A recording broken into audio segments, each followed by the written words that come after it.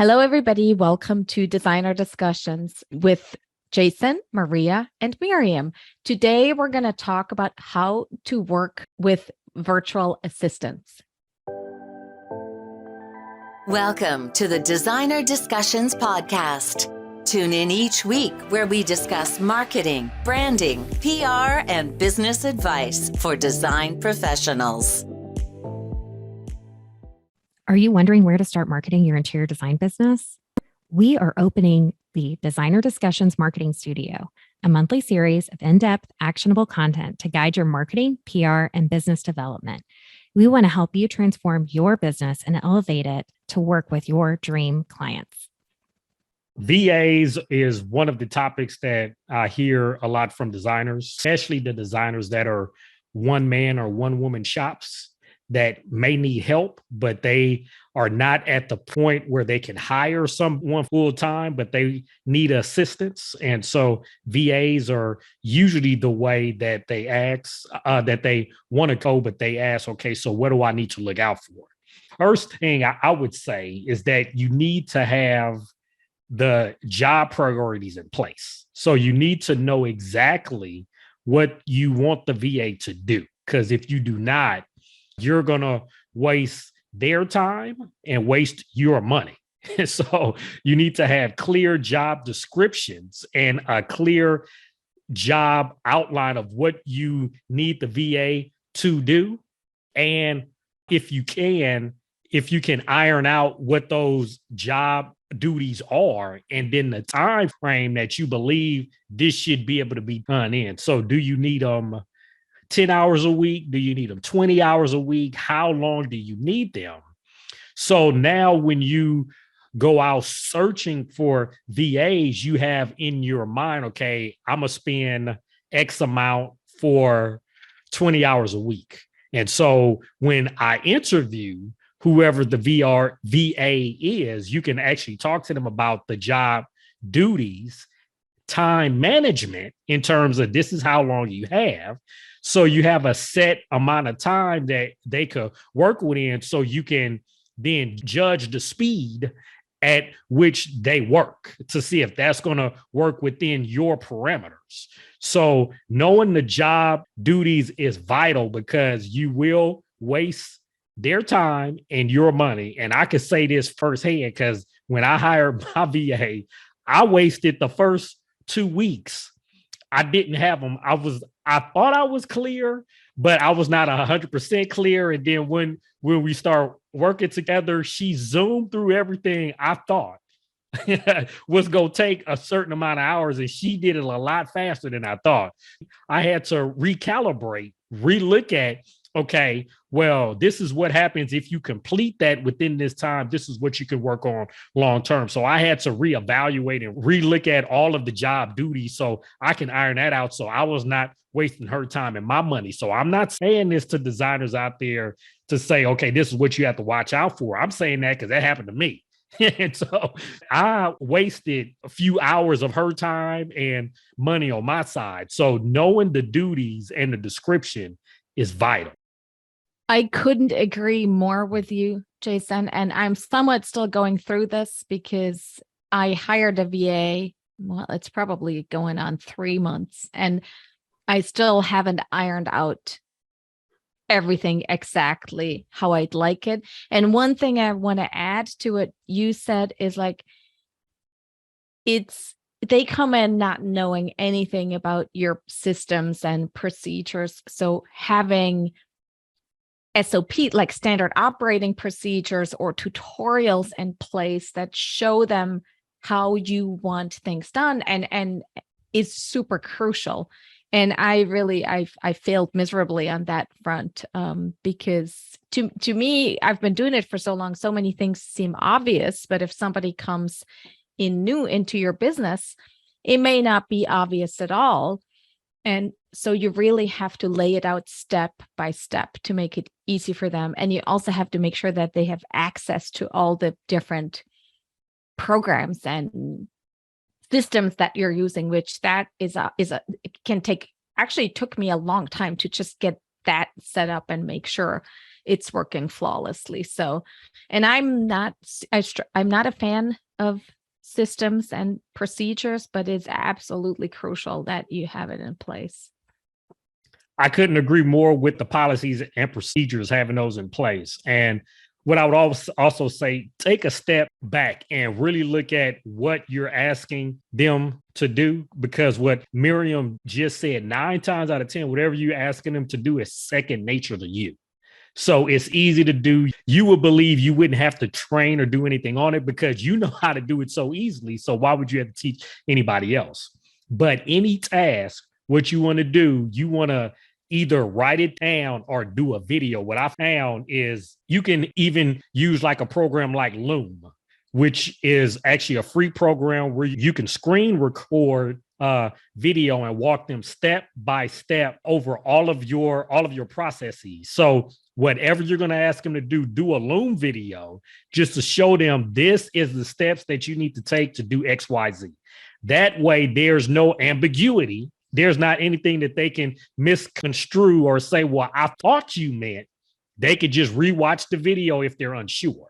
So one of the hardest things I found with designers is they have a hard time letting go. So once they hand over a task, they want to micromanage it because they're so used to doing it their way and having it done in a certain amount of time. They have a hard time letting go. One of the hardest things that you have to do, and I had this happen to me, like I said, everything we're talking about, I'm saying this because it happened to me too, is once you hand off a task, make sure, like I said, you've explained it completely. So you have either a Loom video or you have it written down or you have a policy and procedure in there to explain it. Go over with them to make sure they know how. Let them try it out 1 or 2 times on their own to see. But once you're comfortable, they're comfortable, let it go. Seriously, let it go. One of the reasons you're hiring a VA is to free up your time to do other things. And what I like to say, you're freeing up your time to do income producing activities, what I like to call IPA. You need to free up your time to do income producing activity. So if you hire a VA, once they have the task down and you're comfortable with that, they're comfortable, let it go. Unless the issue happens, you hire whoever the individual is to do a job, let them do their job so you can focus your time on IPA, income producing activities that are help grow your business. That's one of the things. And I'm saying this, I had this for about 2 months. I had a hard time letting go.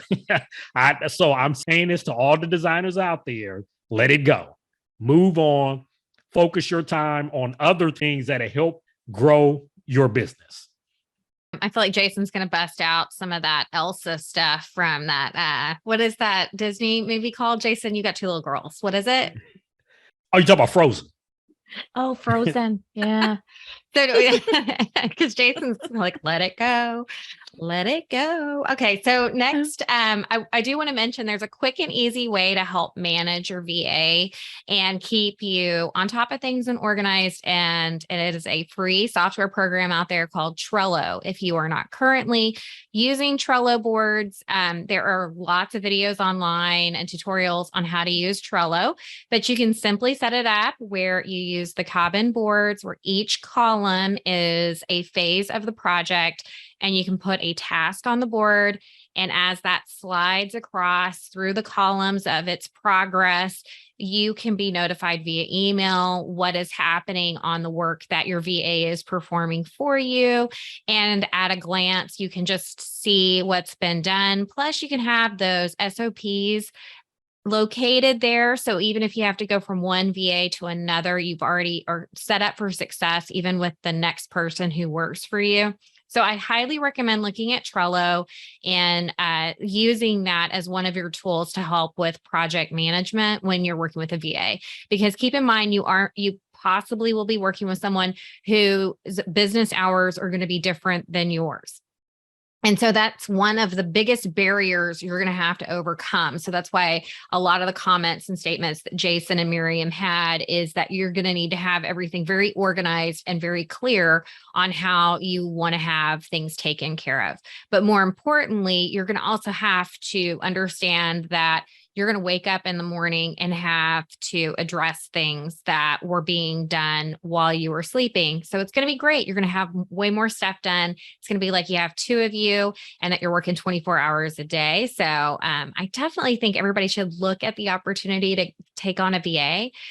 But just keep in mind, you are going to have to do some pre-work to make that a success. And just to mention another tool, because you need to have some type of communication tool in place. A free tool that you can use is Slack. That's one that you may have already heard of, but you can create a free account. You can have your VA create a free account so you all can communicate with each other. Another tool that I use with my VA a lot is WhatsApp. And you may have already heard of that, but that's an app that you can have on your phone, and we communicate all day through that app. So WhatsApp is another free tool that you can use, but whatever tool that you use, you have to have good communication. So if the VA has any issues, because issues will pop up, no matter how clearly you explain something, no matter whatever you have in a video, something will happen. And so they will need to communicate with you. And so you need to have a process of how that happens. And there's a lot of free tools out there that you can use. We just named Slack, WhatsApp. There's others out there as well, but have some way to communicate regularly with your VA. And I agree that is a challenge, especially because you're going to have to put in work too, because if you're, and I'm working through this right now, because if my VA produces something, then I have to review it and make sure it's okay. So it's not like there's the burdens completely off of you, but it is your job to help the VA do their job, because they need your direction and they need your feedback in order to move forward. So that does take some time, and it's probably something I frankly underestimated a little bit going into this. And I'm sure it'll get less over time, but you have to be willing to put in the work to make them successful. Lastly, what I'll say is once you hire a VA and you head through all this, what you want to do is document the process.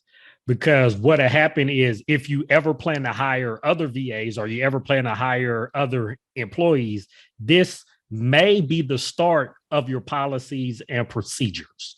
So you want to document the process so you know everything that's happened on the good side and the bad side, so you know where you need to make changes in the future. So document the process, and that will help you and your VA long term. We hope all this has helped you out. And if you have any questions at all, feel free to reach out to us. And we hope to see you all here next week on Designer Discussions. Are you wondering where to start marketing your interior design business? We are opening the Designer Discussions Marketing Studio, a monthly series of in-depth, actionable content to guide your marketing, PR, and business development. We want to help you transform your business and elevate it to work with your dream clients. We hope you enjoyed this episode of Designer Discussions.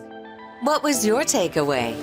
Care to share your thoughts and tag Jason, Maria, and Mirjam on social media?